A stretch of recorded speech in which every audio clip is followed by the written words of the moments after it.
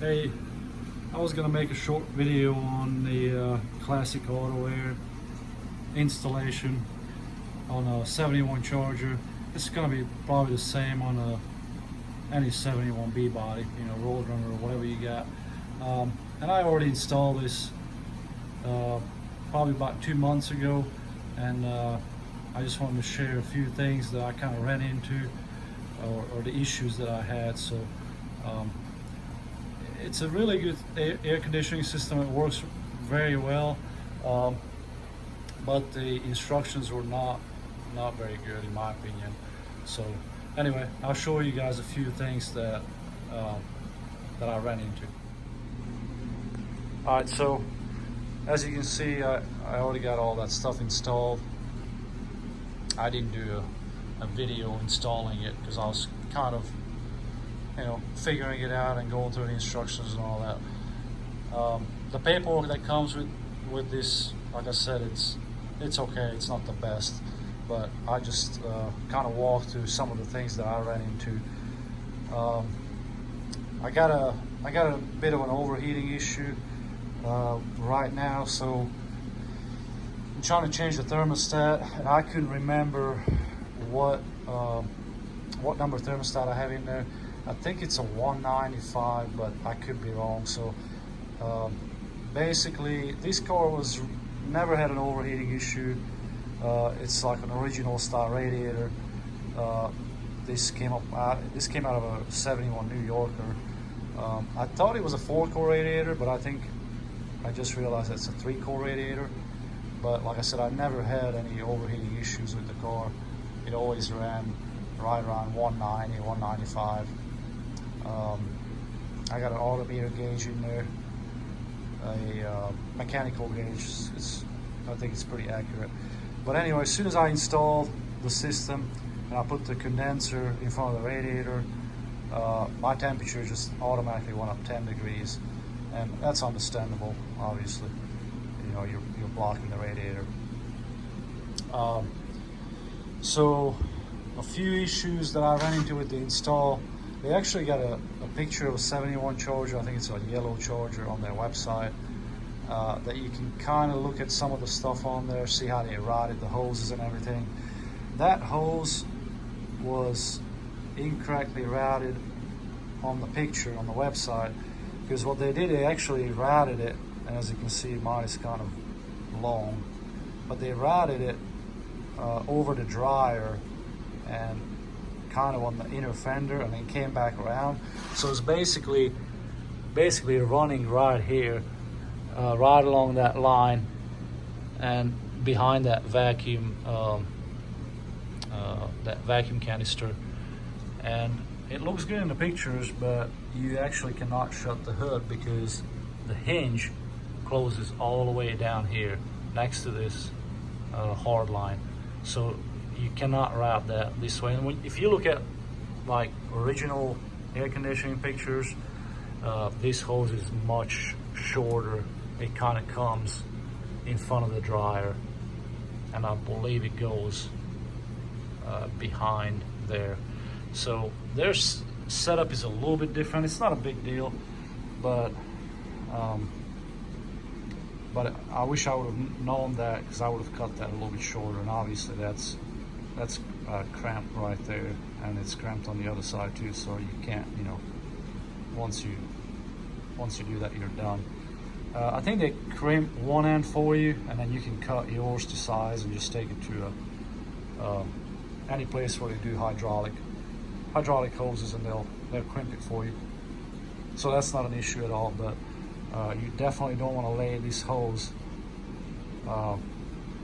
on the other side of the dryer, because you won't be able to shut the hood. That hinge is gonna crush that right there. The other issue that you might run into, and this is gonna depend on how your heater valve opens and closes. So this is mine. So mine is a vacuum setup. So I have the two heater hoses running in here, and then the two of them running out into the firewall right there. So you can buy a lot of different variations of this. I just like this one because it's close to original, but it's kind of bulky. So the other thing I've noticed that this is a hard line that they supply you with, and I have it wrapped, so it's hard to tell. But the original was bent kind of in a 90 degree, the hard line, and I think it came about this far. And this one is kind of, I think it was like at a 45, and it's short, it stops right here. And I actually had to bend this a little bit because it was right in center with this vacuum canister. So I don't, you know, you probably don't want to put it on top of that because you're not gonna, it's gonna be clearance issues there. I wouldn't put it in front of it either, just because the, you know, your exhaust and all that. So like I said, if you can look at some original pictures, they'll probably help you with that. I'm trying to think what else. This hard line was a little bit shorter in their kit, and I noticed that they on that yellow Charger, it looked like they had an aftermarket bracket holding this dryer on. And that's not a big deal, but I actually had an original bracket, and you can flip the bracket, I think, and it will bring this dryer closer to here. But I had to stretch this. This was, I would say, a good inch or 2 inches. It's about 2 inches shorter. And I told them about it. They didn't really have a good answer for us. Like, well, they were basically saying, well, you know, all these cars are made different and all that. But far as I know, I've done some research. If you get the original bracket, the correct way to put it on is you want the strap bolt to be on that side, and the strap just hooks on this side. So if you flip this bracket, you can flip it, but it's actually gonna bring this dryer closer to here. But then you might have an issue with this right here. So you can stretch this a little bit. That's kind of what I did. They had a bigger angle here, or I guess you could maybe get somebody to make that one for you. Other than that, I'm pretty happy with it. I ended up putting the thermostat. It came with a thermostat, and I believe in the yellow Charger it was on the firewall, and mine just got too hot, so I actually ended up putting it in the box itself, the heater box. So I don't know if you can see it, but the wire is going in here. It's wrapped around here. That's where you need to wrap the thermostat, temperature wire on here, and then also this hickey right here. I can't remember what it's called now. There's a wire coming off of here too. So you want to wrap it on here, and then they supply it with this rubberized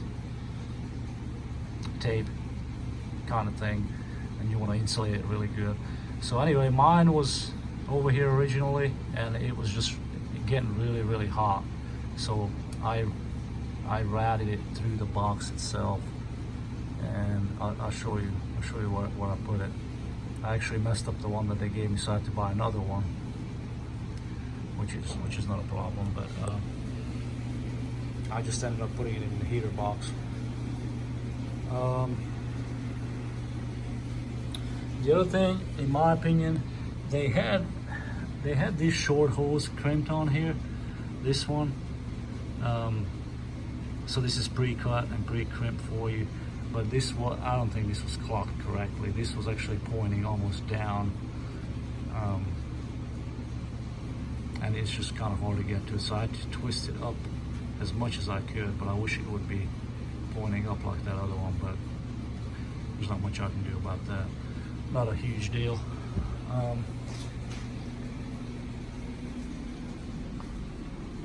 So far as the condenser, it's a full-size condenser. It looks pretty big. I mean, it covers the whole radiator, and I ended up putting those extra electric fans on there. That's just kind of a backup system I got. I still got the original clutch fan on here. But the main thing I want to show you guys is that I didn't really think about it. that if you ever have to change your thermostat, and I already took this bolt out of here, you will not be able to take that flange bolt out. It's hitting the air conditioning. So you actually have, I already pulled the bolt out here, but I'll just put it back. But you actually have this bolt here, and then you have a nut obviously on top of that, and it sits right on top of that bolt. So what I'm gonna do is I'm probably gonna take this compressor off. I'm gonna have to take it off because it's actually hitting this aluminum flange right here. And I'm probably gonna cut this flange, and I'm not telling you to do that, but I'm gonna cut it because if I have to replace this on the side of the road, I really don't want to take all this air conditioning off, and this should be a pretty simple job, and it's not right now. And of course they're using, you know, this is just a, I guess that compressor fits a lot of different cars. But anyway, that's my plan. I'm just gonna probably use a handsaw or something. It should be pretty easy to cut through it. I don't have to cut a lot off of it. Looks like maybe 1/4 of an inch, and this thing is pretty thick. And it's actually mounted back there also, and 2 other locations on this side. So it's pretty stout. I mean, I actually have that bolt completely out of it, and you can't move this compressor. It's on here pretty good. So I'm just gonna show you guys how I routed this. This was in the kit. That makes a U-turn right there, and then this one I routed it in front like that, went all the way around. I had to buy these clips. This car actually had AC originally, so I just didn't have any of the stuff left from it, so I basically had to buy everything else. But all this stuff that's pre-bent is pretty close because I had to buy this clip, like I said, and that didn't come with it, but I just kind of wanted to make it look somewhat original, and it fit the original hole that was there. I don't know what that hole there is, and the same on this side. I had to bend this just a little bit, but that fit the factory hole, so I was pretty happy about that. I think that's about it.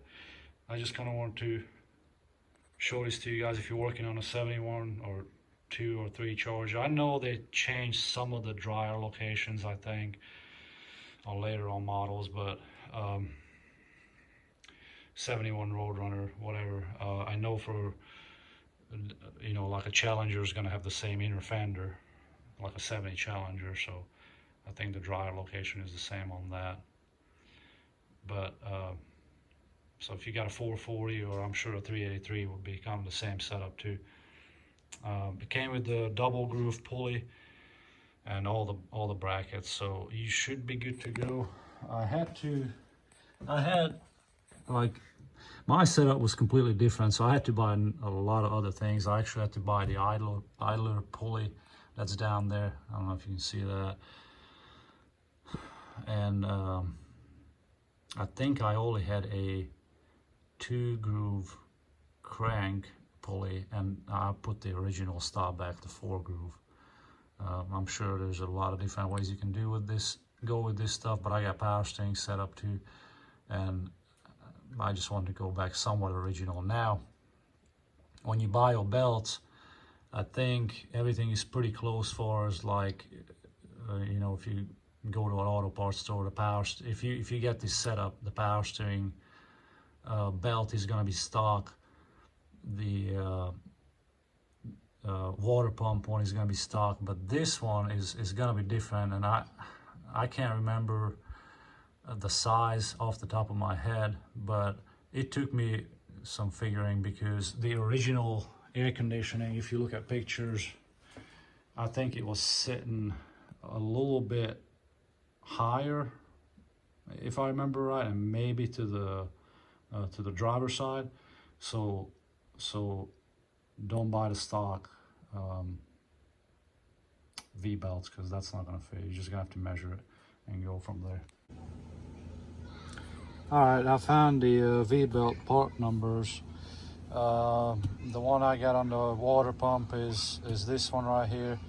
It's 37.5 inches long. The power steering is 43.25, and the AC is 59 inches long. So that's if you're gonna use the stock pulleys and the stock setup for 440. Now, I think this one was the widest, so it's 7/16. This is 3/8, and that's 3/8 too. And I think these are a little too narrow. So if you can find these linked, you probably want to have it like a 1/2 inch or 7/16 width. But these work right now, so that's what I got going on. All right, I got a flashlight, so I'm gonna go see if you guys can see the type of pulleys I got. So the one on the bottom is gonna be your 4-groove crank pulley. Then you have this idler pulley that's kind of was like the original setup for, that's gonna be for your water pump. The water pump pulley is a 1-groove. I forgot the dimensions, but it's a really small one. I think it's like, the diameter is like 5.5 or something like that. It is small, because if you get a bigger one on there, it's actually gonna be hitting your 4-groove pulley, your crank pulley. So you want a small one on the water pump, and I guess it just depends on what type of setup you have for your power steering. I forgot which pump this is, but you know, obviously the pulley comes with that. So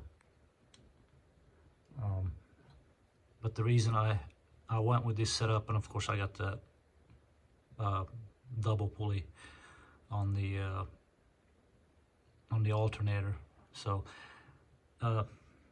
yeah, so the reason I went with that is just so if, you know, if I ever have issue on the road, I can just run into a parts store, and it'd probably be easier to order the stuff for it. But I guess you can always measure it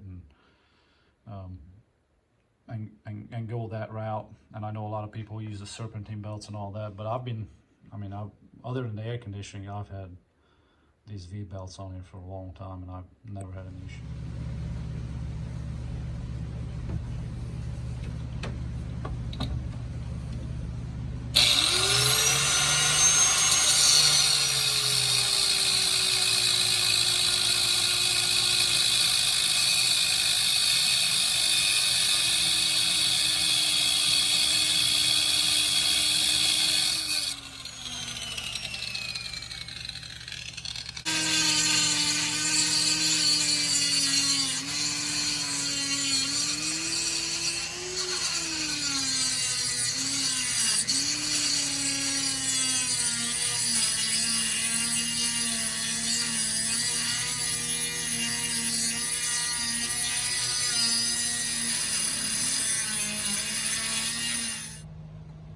I got that one cut off.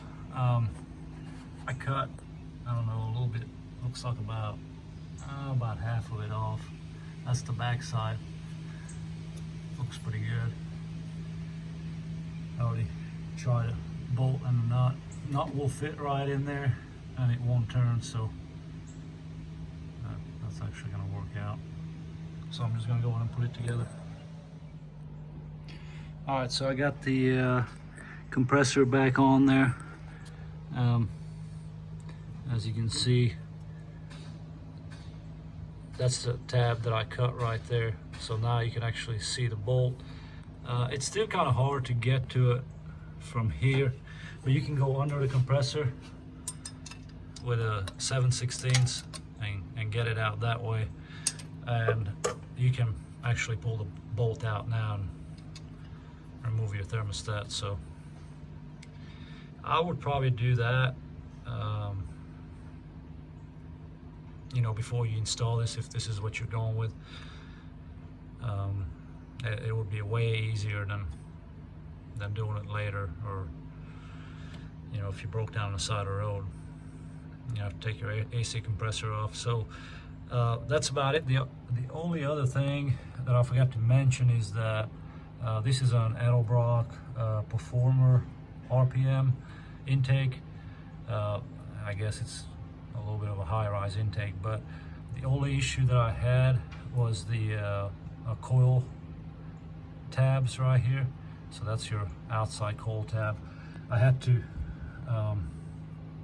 kind of grind that down so this fitting would fit right here, but there's clearance.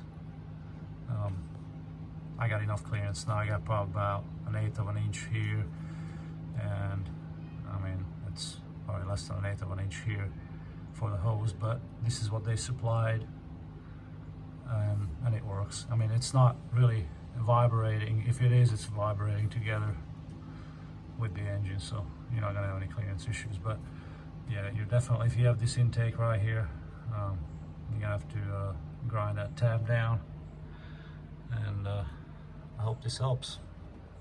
So let me show you guys where I got the thermostat inside.